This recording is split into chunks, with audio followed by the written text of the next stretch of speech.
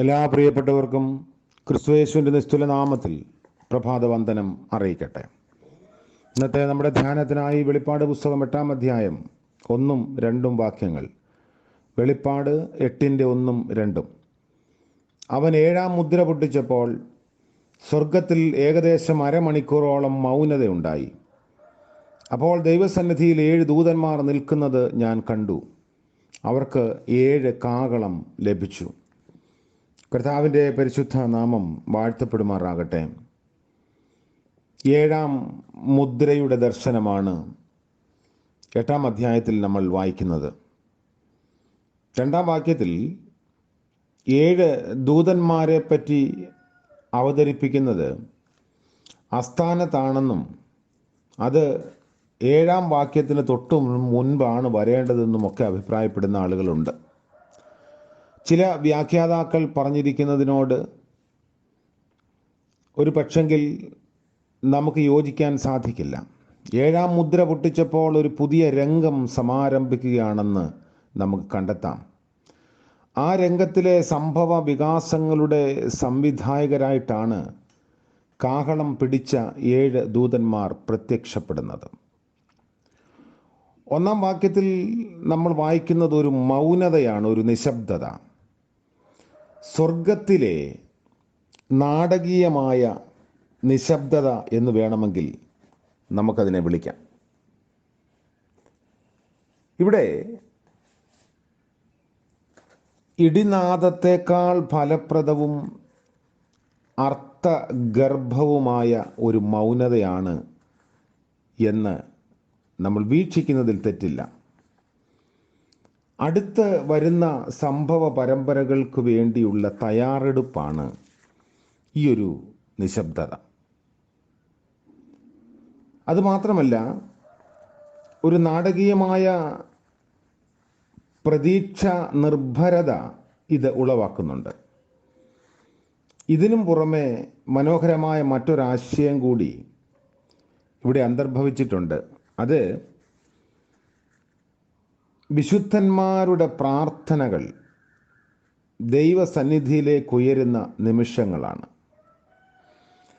അപ്പോൾ ഭക്തി നിർഭരമായ ഒരന്തരീക്ഷം കൈവരുത്താൻ വേണ്ടി സ്വർഗത്തിലെ മറ്റെല്ലാ പ്രവർത്തനങ്ങളും പെരുമാറ്റങ്ങളും സംഭവങ്ങളും അരമണിക്കൂർ സമയത്തേക്ക് നിർത്തിവെക്കുകയാണ്.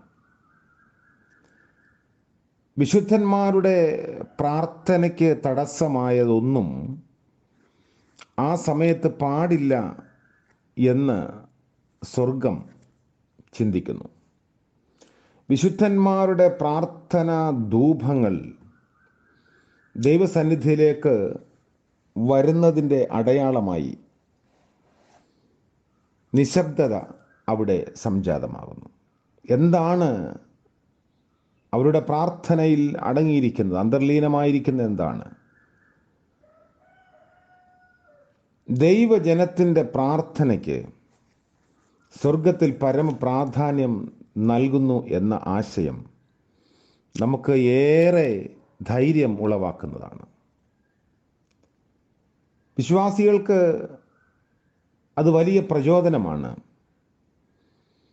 സ്വർഗത്തിലെ സകല വാദ്യ സംഗീതങ്ങളെക്കാളും ക്രിസ്തുവിൽ ദൈവജനത്തിൻ്റെ പ്രാർത്ഥനയെ ആദരിക്കുന്ന സർവശക്തനായ ദൈവത്തെയാണ് ഇവിടെ യോഹന്നാൻ അവതരിപ്പിക്കുന്നത്. ഈ രംഗത്തെ രണ്ടായി നമ്മൾ വിഭജിക്കുകയാണെങ്കിൽ, ഒന്നാമത് ദൈവജനത്തിൻ്റെ പ്രാർത്ഥനകൾ ദൈവദൂതൻ ദൈവസന്നിധിയിലെത്തിക്കുന്നു. ദൂതൻ്റെ പേര് ഇവിടെ പറയുന്നില്ല. എന്നാൽ അപ്പോക്രിഫ മുതലായ ഗ്രന്ഥങ്ങളിൽ നിന്നും മനസ്സിലാകുന്ന യഹൂദ പാരമ്പര്യത്തിൽ പ്രധാന മാലാഖമാരിൽ ഒരാളായ മീഖായേൽ ഇസ്രായേൽ ജനത്തിന് വേണ്ടി പ്രാർത്ഥന അർപ്പിക്കുന്നതായി പറയുന്നു.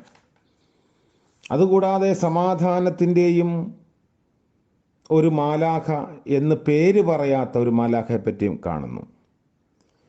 ഇസ്രായേൽ ജനം തെറ്റിൽ വീണുപോകാതെ ഇരിപ്പാൻ നീതിമാന്മാർക്ക് വേണ്ടി മധ്യസ്ഥ പ്രാർത്ഥന നടത്തുന്ന ചുമതല ഈ മാലാഖയുടേതായിരുന്നു.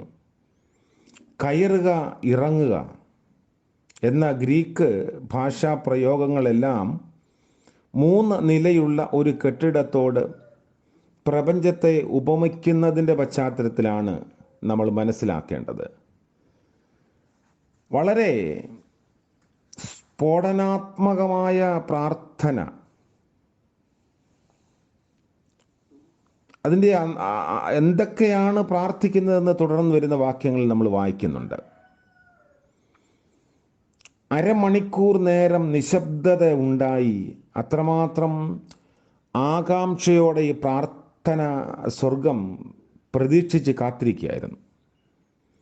ഇരുന്നവനും ഇരിക്കുന്നവനും വരുന്നവനുമായ ദൈവത്തെ സ്തുതിച്ചുകൊണ്ട് പരിശുദ്ധൻ പരിശുദ്ധൻ പരിശുദ്ധൻ എന്നാർക്കുന്ന നിത്യസ്തുതിഗീതം പോലും അവിടെ തടസ്സപ്പെട്ടു.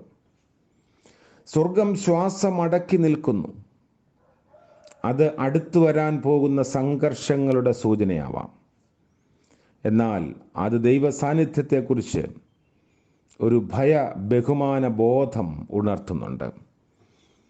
സെഖര്യാ പ്രവാചകന്റെ പുസ്തകം 2-ാം അധ്യായത്തിൻ്റെ 13-ാം വാക്യത്തിലും ഹബക്കൂഹ് 2:20 യഹൂദാ പാരമ്പര്യത്തിൽ വളരെ പരിചിതമായ 7 പ്രധാന മാലാഖമാർക്ക് 7 കാഹളങ്ങൾ നൽകപ്പെടുന്നു.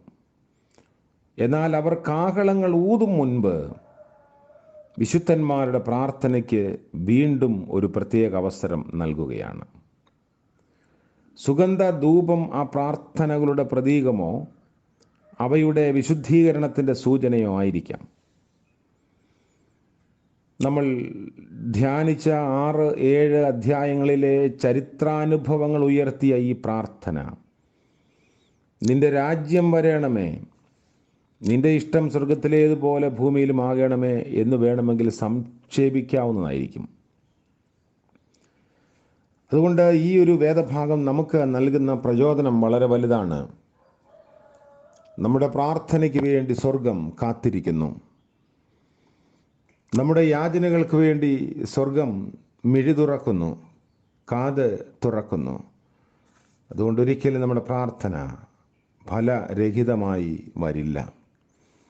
ദൈവസന്നിധിയിൽ ധൂപവർഗം പോലെ, സുഗന്ധവർഗം പോലെ അത് എത്തുന്നു. ആ ഒരു വലിയ പ്രതീക്ഷ, പ്രചോദനം പ്രാർത്ഥിക്കാനുള്ള നമ്മുടെ പ്രാർത്ഥനാ ജീവിതത്തെ കൂടുതൽ അർത്ഥമുള്ളതാക്കുന്നു. നമുക്കും നമ്മുടെ ആവശ്യങ്ങൾ ദൈവസന്നിധിയിൽ പറയാം. പ്രാർത്ഥന അതിന് മറുപടി നൽകാതെ പോകില്ല. ഇന്നല്ലെങ്കിൽ നാളെ നമ്മൾ പ്രതീക്ഷിക്കുന്ന ഒരു ഫ്രെയിം വർക്കിനുള്ളിൽ, ഒരു ടൈമിനുള്ളിൽ അത് വരണമെന്നില്ല. നമ്മുടെ ചോദ്യങ്ങൾക്ക് ദൈവം തമ്പുരാൻ ഉത്തരം നൽകുന്ന ഒരു ദിവസമുണ്ട്.